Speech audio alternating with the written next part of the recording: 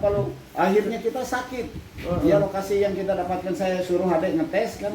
Ini harus dites dulu. Kalau kita pakai dulang tesnya itu paling tidak 50 sampai 60 titik isi Eben Pak.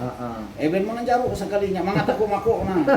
Mangat Mbak Eben begawi nah. Jaru itu dibohongin. Dibohongin sekalinya akhirnya ikut kerja. Pas saya kerja sudah ngambil mesin apa, saya bilang kita coba lagi tes. Waduh ini salah nih kalian.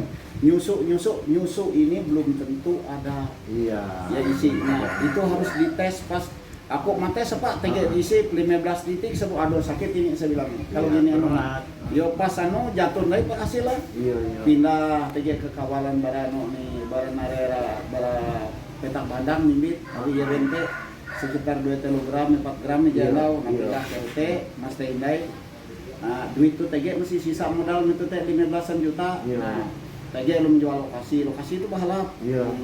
Jadi itu nimbit itu faedah. Daerah kuy itu baun bango katingan Pak. Yo faedah tuh bahalap penuh lokasi itu. Kila napi kita fungsi telu prime rega telu prime tahu dia gitu jadi wilayah penambangan rakyat. Laku izin untuk wilayah penambangan rakyat. Nah, jadi itu dia hindai penambang liar. Masyarakatnya dia penambang liar. Nah, JTI tinggal manu hindai Pak. Masyarakatnya bagus juga itu ya. Iya. Nanti coba kareku manu neben kan. Iya. Mengetahuan dengan Bapak kan. Iya, wilayah kareku manu. Iya, menurut manu. Iya. Jadi karek kita mesti cari daerah penambangan.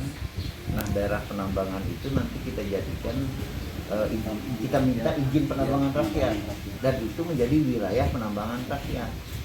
Kemudian masyarakat kerjasama dengan pengusaha penambangan. Jadi sehingga penambangan mereka itu terkoordinir dan hasilnya bisa buat mereka masyarakat dan juga buat pengusaha. Dan ada legalitasnya Pak. Iya. Jadi kerjasama seperti itu tuh menjadi legalitasnya ada ya. Iya. Kalau memang rakyat kan. Iya. Nah coba deh. Kalau sekarang ini kan masih Pak Bagus cerita biar nanti direkam pengalaman yang penambang rakyat itu ruginya apa? Kalau kan penambang ilegal maksudnya? Ilegal. Iya. Ya. Kalau penambang jadi dulu kan Pak Bagus ini dia ada modal yang cukup besar. Nah kemudian dari modal itu beliau tergoda untuk melakukan penambangan. Nah, tentu penambangan ini kan tanpa izin ya. Itu gimana itu? Nah, apa risikonya? Kalau penambangan tanpa izin ini rata-rata orang bekerja itu seperti dikejar. Nah, itu. Nah, seperti mencuri lah gitu rasanya. Iya. Kalau ada nanti siap-siap aja udah, kalau ada aparat datang pasti kabur udah. Ditinggal aja mesinnya. Nah, kadang-kadang mesin yang ditinggalnya dihancurkan. Nah, itulah kerugiannya bagi masyarakat. Nah, tapi kalau dia memang bisa dijadikan tambang rakyat itu berarti secara anunya kan ada secara hukumnya ada dia berarti legal ya secara hukum ya berarti dia sah gitu legal ya ada perlindungannya nah secara hukum.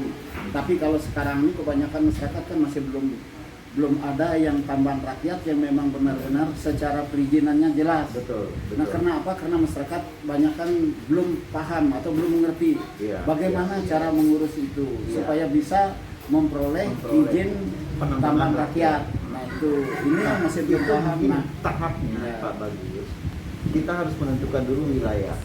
Jadi wilayah penambangan rakyat sudah kita tentukan bahwa memang betul itu wilayahnya. Dari kita proses untuk memperoleh izin. Nah itu masyarakat itu senang ya Pak Bagus ya. Senang kenapa lagi musim gini Pak. Musim pandemi gini. Nah masyarakat itu banyak larinya kalau bukan di situ lagi. Makanya saya pernah dulu menghadap Pak Waka dengan Pak Sibulian. Ini dan saya mau kerja ini di ini saya mohon ini secara mereka tidak berani memberi kita izin karena memang itu legal kan ilegal kan gitu. Cuma beliau bilang kadang-kadang kita ini Pak Ida juga secara hati nurani dengan musim yang gini ini mau kita tangkapi masyarakat ini mereka sedang sakit membutuhkan itu kalau tidak ditangkap nah mereka ini bekerja ilegal nah maka itu anunya kalian lah bekerja. Nah itu bisa-bisanya kalau ada aparat nanti bagaimana. Nah itu kan adalah kebijakan dari aparat setempat.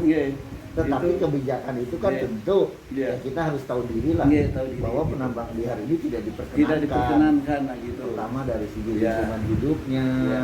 kemudian tata caranya dari keselamatan Iya. juga terganggu kan ya. Jelas pada saat mereka Dan satu lagi sebelum ini Pak Bagus, Iya.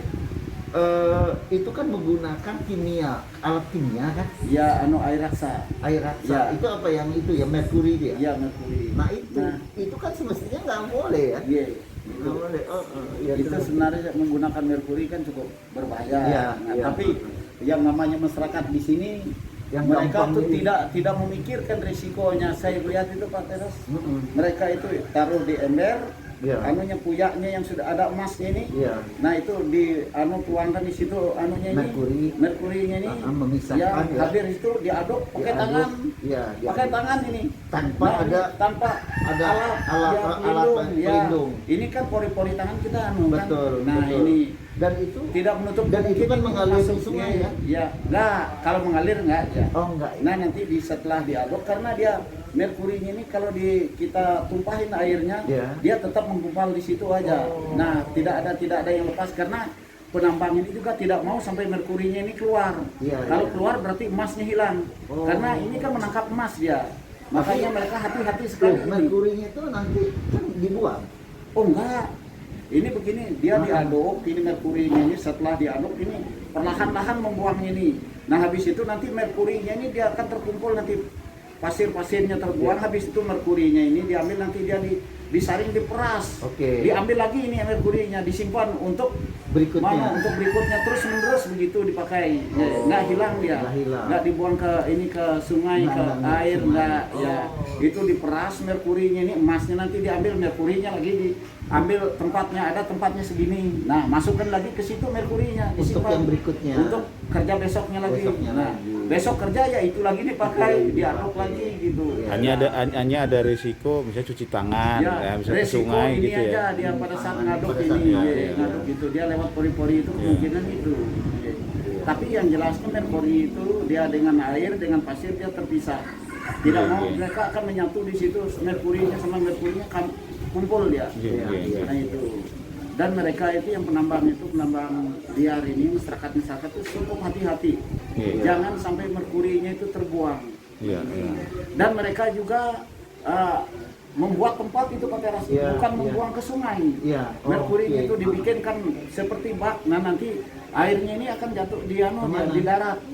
Iya, daratnya Di darat. kemana? Darat situ Di juga. darat situ juga ya, di darat. Berarti daerah itu memang Ya. beracun kan? Apa?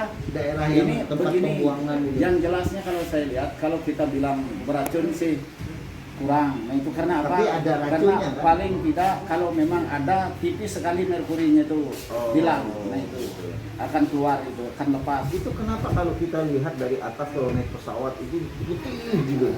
Putih dia itu Itu kalau dilihat dari atas pesawat mengapa itu putih seperti gurun pasir? Iya. Karena itu bekas tambang. Nah, Nah itu bekas tambang ini ya rata-rata dia sudah seperti gurun. Pasir semua sudah nggak ada lagi yang tanahnya. Karena dia terbalik. Iya membalik. Membalik. Pasir yang di bawah naik, tanah yang ke bawah dia tanahnya. Iya, iya. Nah itu, jadi pasir dengan itu dia. Nah, yang putih luas kelihatan daerah Ketingan itu bekas Iya, bekas galian. perusahaan apa itu namanya PT apa itu? Perusahaan zaman Pak Soeharto dulu. Apa itu namanya? Perusahaan tambang dulu yang Pak Kalimantan. Prabowo juga. Oh, Ya, apa ya? apa itu namanya itu? Jadi Apa saya jadi lupa. poinnya sekarang berarti Ya, kalau mau menambang boleh tapi sesuai dengan perizinan gitu ya, Pak?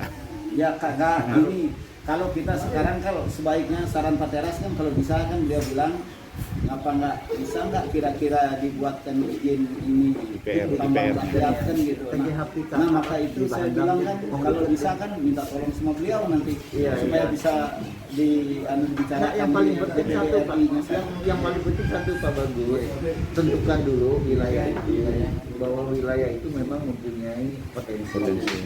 Nah setelah itu kita nanti minta izin ke pertambangan sini. Apakah itu masuk di dalam peta mereka? Apakah itu potensinya ada? Nanti kan perlu ada penyelidikan tuh. Betul. Nanti kalau memang betul bahwa daerah itu ada potensi, nah baru kita melangkah ke izin penambangan rakyat. Betul. Gitu. Nah itu nanti prosesnya saya siap bantu. Saya siap bantu asal nanti ada kelompoknya. Makasih Bang. Ada kelompok-kelompoknya Pak Bagus. Wah, keren itu.